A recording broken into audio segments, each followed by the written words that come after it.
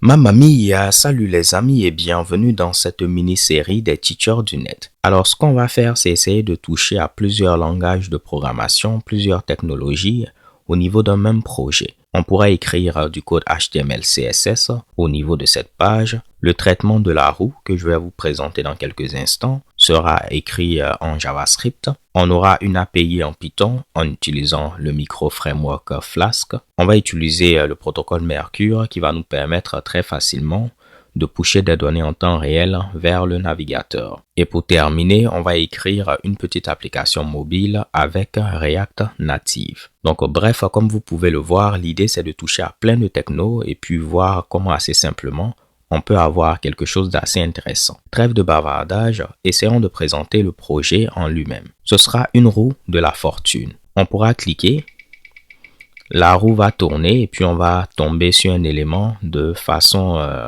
aléatoire en grosso modo. Donc là, je suis tombé sur une clé USB. On me dit j'ai gagné une clé USB. Je vais faire tourner une seconde fois.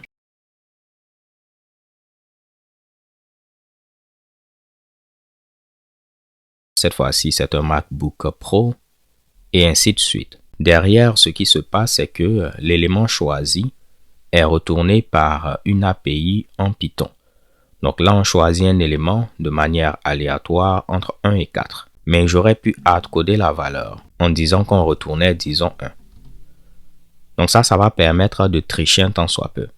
Toujours, on va tomber sur le même élément, grosso modo.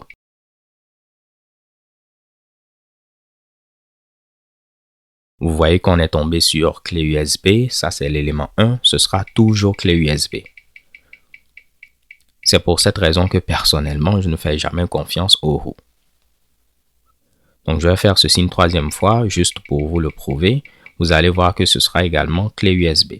Donc, l'API Python va nous permettre de choisir du côté serveur l'élément et puis retourner ceci. Et on pourra déterminer le bon angle pour le mettre au niveau ici de notre interface. Ensuite, je me suis dit qu'il serait intéressant si on avait une application mobile au niveau de laquelle on a un bouton et si on clique sur le bouton, ceci va déclencher, disons, le spinning de la roue.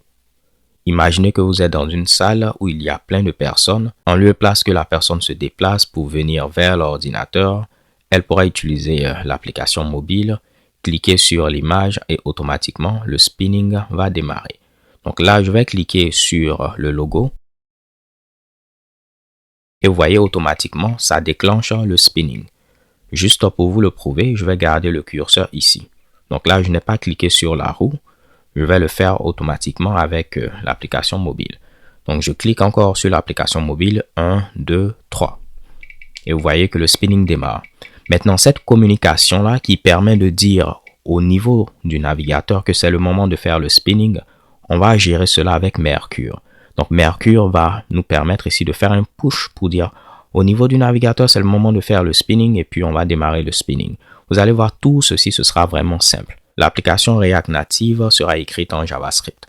Donc on aura du JavaScript pour la roue, du JavaScript pour l'application mobile, HTML, CSS pour la page web, Python pour déterminer le choix aléatoire et puis Mercure qui va nous permettre de faire le push afin d'indiquer au navigateur que c'est le moment de faire le spinning. J'espère que vous êtes tout emballé à l'idée de voir un peu comment c'est assez simple de faire cela et sans plus tarder, on se donne rendez-vous à la vidéo suivante.